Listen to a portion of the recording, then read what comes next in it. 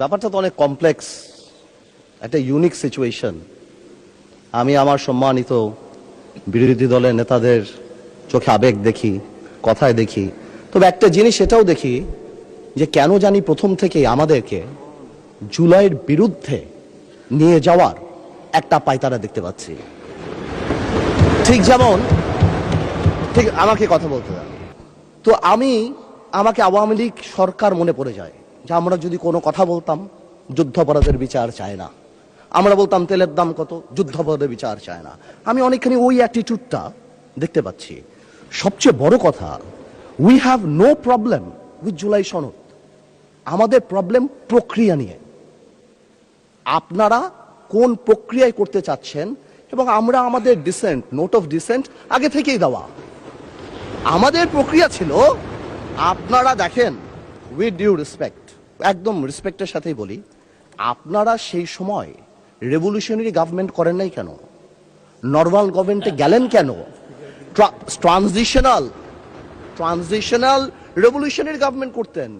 Let's rewrite the constitution, ছিঁড়ে ফেলে দিতেন কনস্টিটিউশনকে, নতুন করে সংবিধান বানাতেন। পুরনো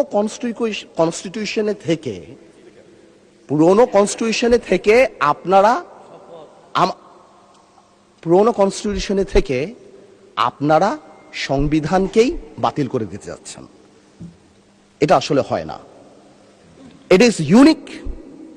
দ্য রেভলিউশন ওয়াজ ইউনিক, এর পরবর্তী government was unique. And what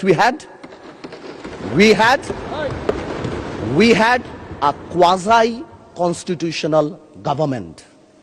Doctrine of necessity তে আমরা কখনো কনস্টিটিউশনকে সম্মান দিয়েছি। ডক্ট্রিন অফ নেসেসিটিতে সংস্কারকে মাথায় রেখে অফ কোর্স রিয়েলাইজ যে এটা তো আজকে থেকে রিয়েলাইজেশন না, 72 থেকে রিয়েলাইজেশন, আইয়ুব খানের অত্যাচার থেকে, যে আমাদের constitutional framework is set in such a way যে কোনো মুহূর্তেই আমাদের প্রিমিয়ার একজন স্বৈরাচার হয়ে যেতে পারে।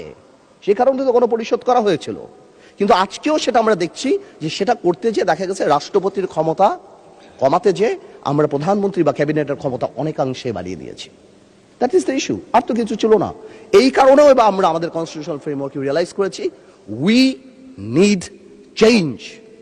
আমরা মনে করি, বাট আমরা আজকে এখানে, আমরা পলিটিশিয়ান, আমাদের মাথায় রাখতে হবে that we must mitigate the harshness of the relevant provisions of the Constitution. At the same time, we must uphold the spirit of July. এই ব্যালেন্স আমাদেরকে করতে হবে। কিন্তু আপনারা তো আমাদেরকে লগর সেটে পাঠিয়ে দিচ্ছেন।